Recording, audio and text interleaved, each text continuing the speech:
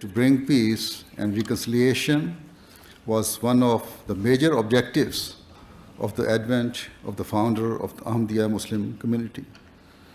However, the reality is that all of our acts are due to the teachings that were revealed to the founder of Islam, the Holy Prophet Muhammad, peace and blessing of Allah be upon him.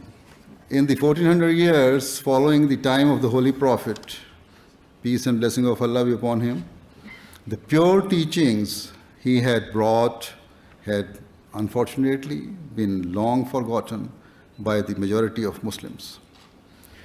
In the modern world, we find that many objections are raised against Islam, and much of the blame for the disorder and strife in the world is attributed to the religion.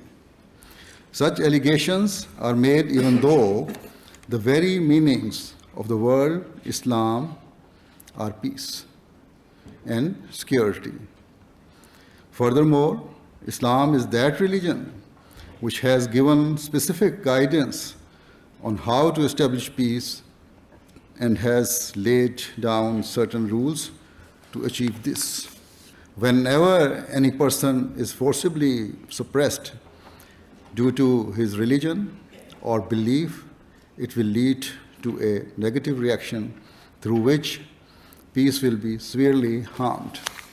We find that in certain countries, conflicts are increasing, in particular between the local people and Muslim immigrants. It is apparent that both sides are becoming less tolerant, and there is a reluctance to get to know one another. The European leadership needs to accept that this is the reality and understand it has a responsibility to establish mutual religious respect and tolerance. A major root cause of the discord has been the global financial crisis. When there was no recession or credit crunch, nobody ever bothered about the influx of immigrants, Muslims or non-Muslims. But the situation is now different, and that has caused all this thing.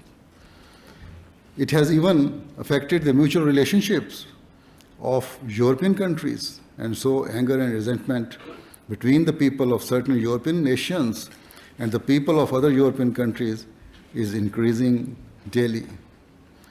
The formation of the European Union has been a great achievement on the part of European countries, for it has been a means of uniting the continent.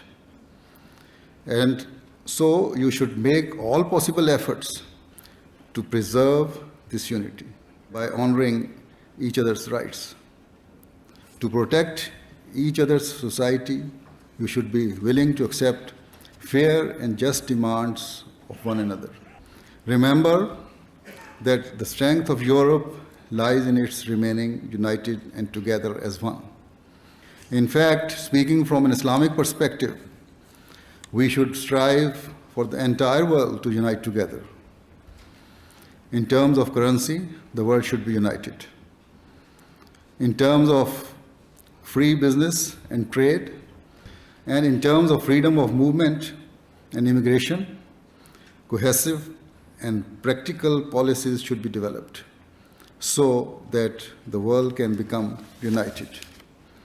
If these measures are taken, then it will soon become apparent that the existing conflicts will end and be replaced by peace and mutual respect, provided true justice is practiced and each country realizes its responsibility.